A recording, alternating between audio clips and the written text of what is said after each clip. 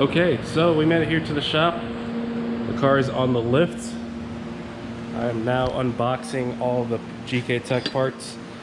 So basically what this does is you can set that there. And as you can see, the shock is limited to here because of this little lip and because of the obvious structure in the way. So instead of it being here, you can move it all the way out here. So that gives you that much more further outboard. So that'll fill in this area here because I hate the wheel gap. And I can also clock it to my desire so I can get a better casture angle. So if I set it further back, it'll give me more casture, or I can set it forward. I've seen it done forward, but I'm gonna push it outboard like that, just straight out. So I'm gonna basically go through the process now and show you guys what I do. This goes mounted on the underside of the shock tower, so it's not that this gets bolted on top, but on the bottom side. So what I'm doing now is I'm unbolting the actual coilover from the top hat of the coilover itself. So it's got some hardware up here. I have the car in the air, and I have a jack under the wheel so the shock doesn't fall abruptly. So now with that loose, I think it might be just stuck in there right now. But you can basically just come down with the wheel, and there it goes. It's separated from the actual top hat itself. Wheel is poking out just enough. I kind of misunderstood the concept of this. Well, not really, but I thought it would go all the way bottomed out, but I guess the holes don't align or some whatever. So basically I have it about an eighth inch away or so. But yeah, it pushed out the wheel that much further, and so I'm pretty much right at the fender. And I added a 15mm spacer, I believe it is. It's a GKtech spacer. It basically has the hub-centric flange on it to receive it. And it's a multi-pattern universal piece. So yeah, so the next thing to do after I do it on the left-hand side is I'm gonna change the oil. I'm gonna put this car on the alignment rack, and we're gonna align it. So yeah, it's looking good compared to this, which it was before. This is what it is now.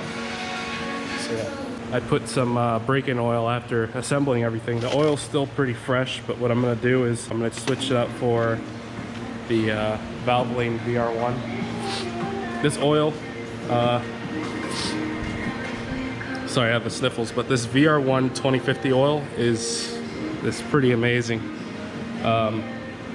The stability that it's got at higher temperatures is much more than your convenient oil. So that's the oil to run in an engine that you will be beating the absolute crap out of.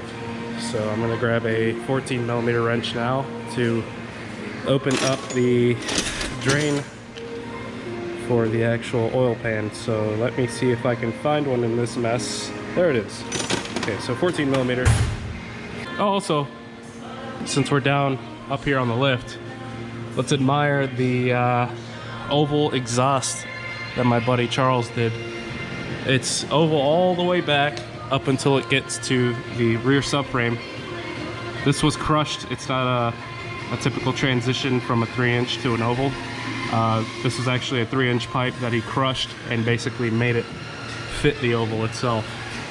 Those transitions are pretty expensive, and it's really not that much different, but here we are. Now I did this little exhaust pipe here. There's a muffler that goes here. It basically unclamps from the exhaust, V-band exhaust muffler, and it hangs from the typical spots. But I love my straight pipe. I love the sound of it. I think every 1J should have a straight pipe, but that's just me. I'm not able to adjust the lower control arm because I am just about at the limit to, so this is all threaded. This is just the reinforcement nut that they saw at PBM, so you don't bend this piece. But yeah, I don't want to go much further out because the threads will be sticking too far in the lower control arm, and that's risk for breaking the lower control arm due to having such little material bolted on. So the camber is probably about 2 or 3 degrees. I'm not exactly sure. I'm just eyeballing it right now.